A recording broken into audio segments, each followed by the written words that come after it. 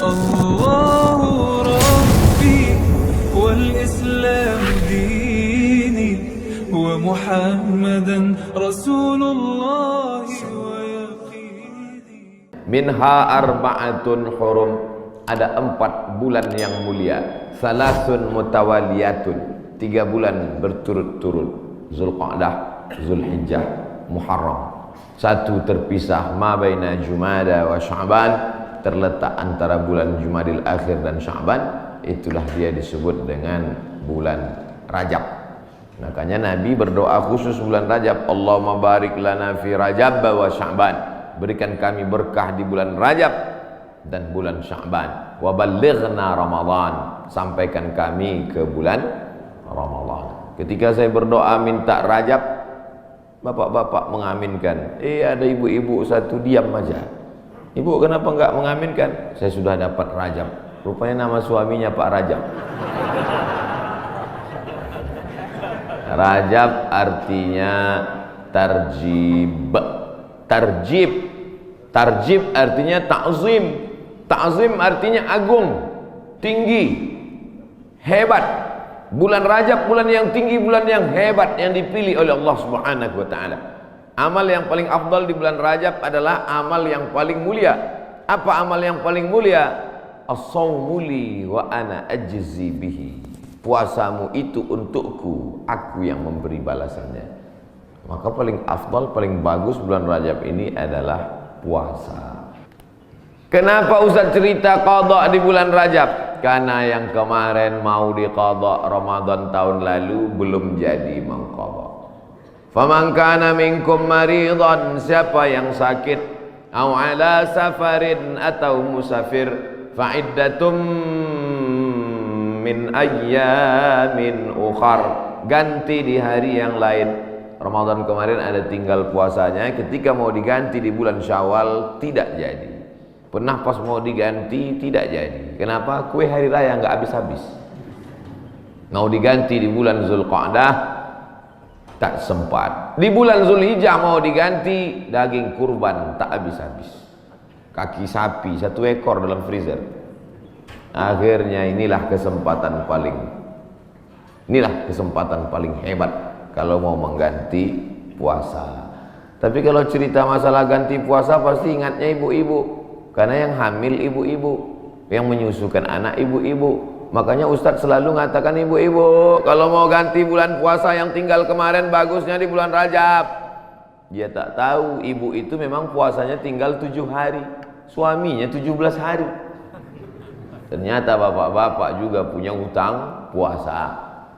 Apakah selesai hutang puasa ini dengan astagfirullahaladzim, astagfirullahaladzim, astagfirullahaladzim, astagfirullahaladzim? Hutang puasa lunas, enak aja. Man mata, siapa yang mati, wa alaihi siyamun, punya hutang puasa, shoma anhu waliyuhu, ahli warisnya wajib menggantikan puasanya. Hadis sahih. Tidak bisa diganti dengan istighfar, tidak bisa diganti usolli sunata taubat rakaataini lunas 60 hari lillahi ta'ala. Nggak bisa guys. Oleh sebab itu maka puasa yang tinggal kemarin mesti diqadha. Faman kana minkum maridan, siapa yang sakit Ramadan kemarin, au ala safarin atau musafir jarak qasar salat 89 km, fa iddatum min ayyamin ukhar, ganti di hari yang lain di luar Ramadan. Wa 'alal ladzina yutiqunahu, siapa yang tak sanggup puasa karena sakit keras. Pak Ustadz, saya nggak bisa puasa di Ramadan, nggak bisa puasa di Syawal, nggak bisa puasa di Zulqa'dah, Zulhijjah, Muharram, Safar, Rabiul Awal, Rabiul Akhir, Desember, Januari, Februari, Maret, April, Mei, Juni, Juli, nggak bisa puasa. Kenapa nggak puasa? Usus saya sudah dipotong pendek aja. Bentar-bentar lapar, bentar-bentar lapar, bentar-bentar lapar. Sampai mati nggak bisa, atau kena penyakit mah akut, atau kena diabetes mellitus akut, atau kena jantung akut, atau apapun sebabnya, atau kena tua renta 70-80 nggak bisa puasa, fa'iddatu min ayamin ukhar, bagi yang musafir dan sakit. Tapi bagi yang nggak sanggup sampai mati, fidyatun ta'amu miskin, bayar fidyah, makan 1 hari fakir miskin. Bagaimana dengan perempuan hamil dan menyusukan anak? Masuk yang mana dia? Kalau dia musafir, sakit, ganti. Kalau sakit keras, tua renta, bayar fidyah. Perempuan yang hamil dan menyusukan anak tidak disebut dalam ayat ini, maka ulama berijtihad, lain kepala, lain isinya. Rambut sama hitam, isinya macam-macam. Perempuan yang hamil dan menyusukan anak, 3 mazhab ulama. Mazhab yang pertama, menurut Imam Abu Hanifah, mazhab Hanafi, hanya mengqadha saja. Jadi kalau ada ustadz mengatakan ibu-ibu yang hamil menyusukan anak tinggal puasanya qadha saja, itu berarti mazhab Hanafi. Sedangkan mazhab Abdullah bin Abbas mengatakan bayar fidyah saja. Ibu pilih yang mana? Mau qadha aja atau bayar fidyah? Saya qadha aja Pak Ustadz. Saya kalau keluar duit nih malas. Ibu pilih mana? Saya nggak tahan lapar Pak Ustadz. Mau bawanya mau ngemil ngunyah aja. Jadi saya bayar aja. Yang mau qadha saja mazhab Hanafi. Yang bayar fidyah saja pendapat Abdullah bin Abbas. Mazhab Syafi'i yang mana? Mazhab Syafi'i lihat dulu dia tak puasa karena apa. Kalau dia tidak puasa karena dirinya, karena lemah, karena tak mampu, qadha saja. Tapi kalau ada unsur anaknya, kenapa ibu tak puasa? Janin saya lemah, sudah diperiksa USG oleh SPOG, spesialis obgyn kandungan. Katanya janin lemah, ibunya sehat tapi janinnya lemah. Maka kalau sebab anaknya dia tidak puasa, maka dia kena 2 double, bayar fidyah dan puasa qadha. Laki-laki mesti tahu. Saya untuk apa tahu? Saya kan gak hamil dan menyusui. Istrimu hamil dan menyusui. Itulah untungnya ibu-ibu yang suaminya pengajian. Pulang dia dari sini nanti diingatkannya, ibu, nanti hari Senin kau puasa. Tapi kalau suaminya Fir'aun, ibu sedang puasa pun disuruhnya, buka puasa. Apa ibu puasa? Bapak ibu yang dimuliakan Allah, ar-rijalu qawwamuna 'alan nisa. Berapa banyak puasa ibu, maka suami ikut bertanggung jawab. Kenapa? Karena istrinya itu tidak puasa gara-gara suaminya. Coba kalau kau tengok saja istrimu itu. Oleh sebab itu maka tanggung jawab luar biasa di hadapan Allah Subhanahu wa taala. Itulah maka saya sampaikan subuh ini tentang pentingnya mengganti puasa di bulan Rajab. Karena ini salah satu kemuliaan, dapat double 2 pahala yang diberikan Allah Subhanahu wa taala. Kalau mau diqadha pakai puasa Nabi Daud, bagus. Yasumu yauman wa yuftiru yauman. Puasa ini bagus karena saluran darah kita ini mampet. Saluran darah ini sama seperti saluran air. Karena di dalamnya banyak lemak-lemak, banyak kolesterol, akhirnya tersumbat. Coba hidupkan keran air kencang, tapi pipanya digulung. Kerannya kencang, pipanya digulung. Apa yang terjadi? Bam! Pecah pembuluh darah. Oleh sebab itu salurannya mesti bersih. Bagaimana membersihkan saluran air?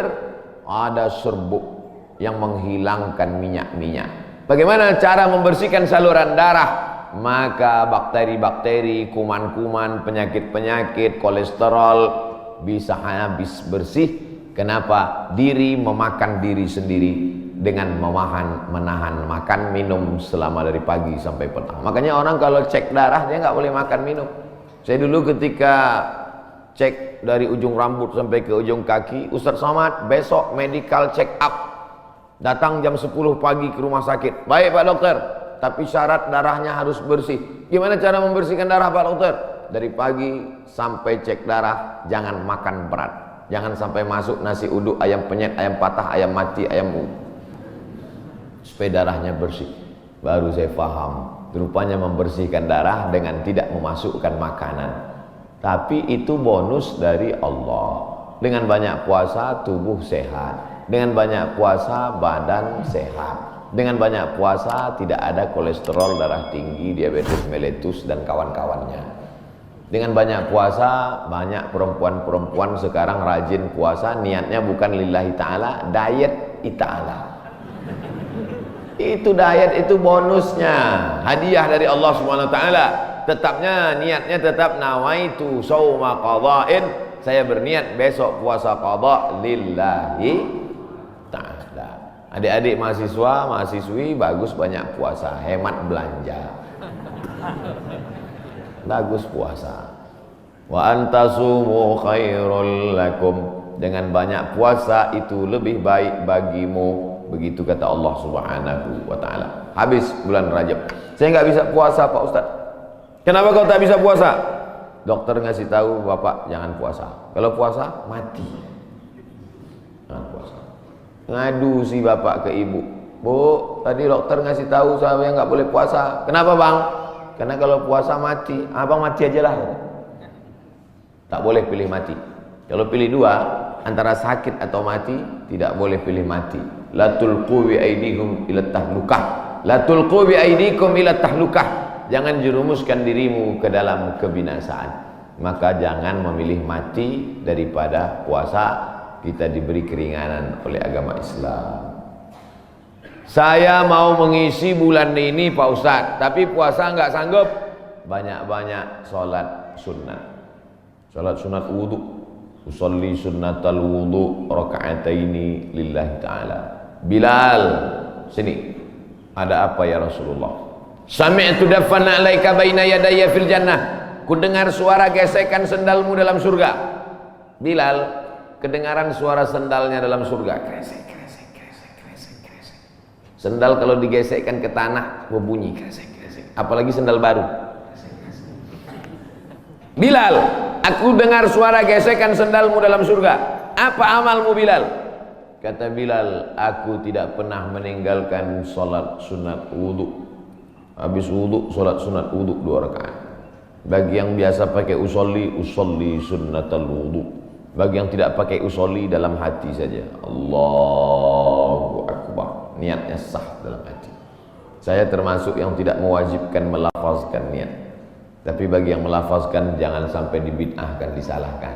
Karena niat itu letaknya di hati. Cuman hati kita kadang bimbang, goyang, ragu. Untuk menguatkan hati, maka diucapkan di mulut.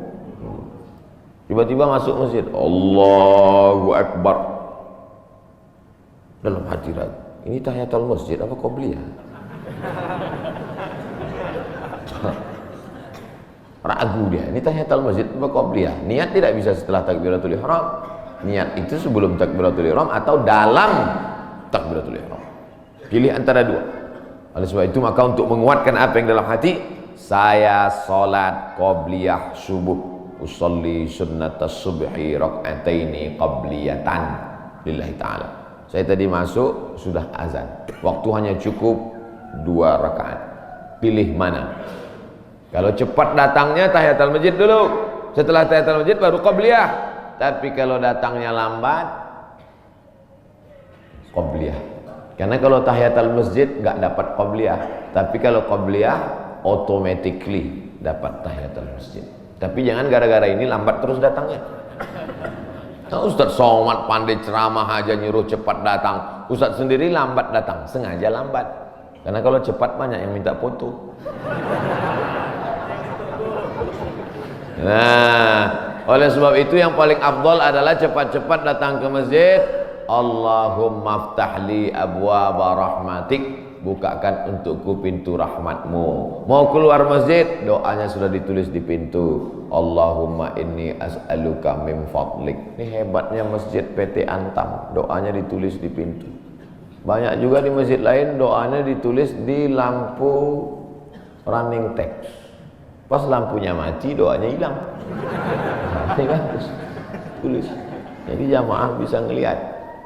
Pas mau masuk, Allahumma inni, Allahumma ftahli abwaaba rahmatik. Bukakan untukku pintu-pintu rahmatmu ya Allah. Sampai ke dalam tahiyatul masjid. Usolli sunnatan tahiyatul masjid raka'ataini lillahi ta'ala. Idza dakhala ahadukumul masjid, kalau kamu masuk masjid fala yajlis. Jangan duduk hatta yusolli raka'ataini, sampai salat sunat 2 rakaat. Tahiyatul masjid, qabliyah, ba'diyah, salat sunat wudu, salat sunat duha, salat sunat isyraq, salat sunat awabin, salat sunat tasbih. Perbanyak salat sunnah. Saya semua udah Pak Ustaz. Apa yang belum? Salat sunat mutlak. Ada sholat sunat yang terikat waktu, duha. Ada sholat sunat yang terikat momen, tahiyatul masjid. Ada sholat sunat yang tidak terikat apa-apa. Sholat sunat aja 2 rakaat. Nggak ada angin, nggak ada hujan, sholat sunat aja 2 rakaat. Kau sholat sunat apa tadi? Sholat sunat aja 2 rakaat. Mana ada sholat sunat aja? Sholat sunat tidak terikat dengan apapun, namanya mutlak. Mutlak artinya lepas, tidak terikat dengan apapun. Syukur kepada Allah Subhanahu wa ta'ala. Suatu ketika Nabi bertamu ke rumah sahabat. Sampai di rumah sahabat dikasih makan, dikasih minum, dijamu dengan jamuan luar biasa. Setelah itu dia sholat sunat 2 rakaat. Sholat sunat apa namanya? Kan nggak mungkin usolli sunnatan 2 rakaat karena sudah dikasih makan enak lillahi ta'ala. Nggak ada. Makanya kita kadang sholat sunat aja 2 rakaat sebagai ungkapan syukur kepada Allah. Cara bersyukur subhanallah, betul. Cara bersyukur berzikir banyak selawat, betul. Tapi syukur yang paling bagus adalah dengan sholat. Sholat sunat aja 2 rakaat. Aku sholat sunat 2 rakaat karena bersyukur kepada Engkau atas nikmat yang begitu hebat, yang begitu banyak. Bapak Ibu yang dimuliakan Allah Subhanahu wa ta'ala, saya Pak Ustadz nggak bisa puasa, sholat sunat. Sholat sunat pun nggak bisa Pak Ustadz. Baca Quran, duduk, nggak bisa tegak, nggak bisa rukuk, nggak bisa sujud, buka Quran. Bismillahirrahmanirrahim. Tapi katanya baca Quran auzubillah Pak Ustadz. Oke. A'udzubillahi minasyaitonirrajim. Bismillahirrahmanirrahim. Ya ayyuhan nas, wahai manusia, ittaqu rabbakum, takutlah kamu kepada Allah. Inna zalzalatas saati syai'un azim. Sesungguhnya bumi akan bergoncang dan hari itu kiamat terjadi, azabnya amat sangat kuat. Membaca itu ketakutan, langsung pulang ke rumah sedekah. Berapa? 500 perak. Jadilah daripada sebelumnya hatinya tertutup. Itulah orang-orang ketika dibacakan ayat kepadanya, zadathum imana, bertambah imannya. Surat Al-Hajj. Apa ayat yang kau lihat? Sesungguhnya saat itu Allah sedang menegur engkau. Wa taran nasa sukara, kau lihat manusia waktu itu seperti mabuk. Wa mahum bisukara, mereka bukan mabuk. Jalan sempoyongan mau tumbang di atas bumi, mereka mabuk? Bukan. Kenapa mereka tidak mabuk? Walakinna adzaballahi syadid. Tapi saat itu azab Allah amat sangat menyakitkan. Sempoyongan jalan macam zombie. Kenapa? Karena kerak bumi waktu itu tercabut. Kita sekarang kan bisa tenang ini karena kerak bumi ini bisa normal. Kerak bumi ini ada pakunya. Sampai masanya pakunya itu copot. Apa pakunya? Wa takunul jibalu kal'ihnil manfush. Waktu itu paku-pakunya gunung-gunung seperti bulu kambing dihembus angin. Ada kalanya Allah menyebut kal'ihnil manfush. Ada kalanya disebut kal farashil mabthus, seperti rayap yang berterbangan, seperti nyamuk yang berterbangan, habis semuanya. Kalau Gunung Bromo, Gunung Kidul, Gunung Merapi, Gunung Kelut seperti rayap yang berterbangan, lalu kita seperti apa? Kalau ada tetangga bapak yang sombong, yang angkuh, ambil rayap, hembuskan ke mukanya. Begitulah nanti saudara. Kalau Gunung Kidul, Gunung Bromo, Gunung Merapi seperti rayap, lalu kau seperti apa nanti di hadapan Allah? 2 kemungkinan, dia taubat atau makin ngamuk.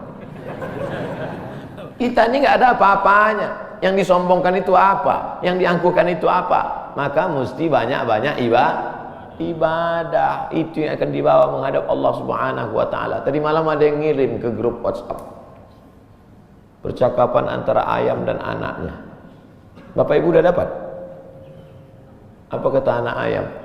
Mama, kenapa manusia itu hebat ya? Namanya macam-macam setelah lahir ke dunia. Ada Abdul Somad, ada yang lain-lain. Sementara kita semuanya namanya sama, ayam. Semua ayam. Apa kata induk ayam? Gak apa-apa nak, mereka memang namanya mantap-mantap. Tapi sesudah mati semuanya namanya satu, mayat. Beda sama kita. Kita memang ayam, tapi setelah kita mati ada ayam panggang, ada ayam goreng, ada ayam. Mereka memang hebat-hebat, mereka kaya-kaya, mereka pejabat-pejabat, mereka punya jabatan, mereka punya ilmu, mereka punya gelar profesor doktor. Tapi setelah mereka mati, tidak ada yang mendatangkan manfaat, semuanya menjadi mayat.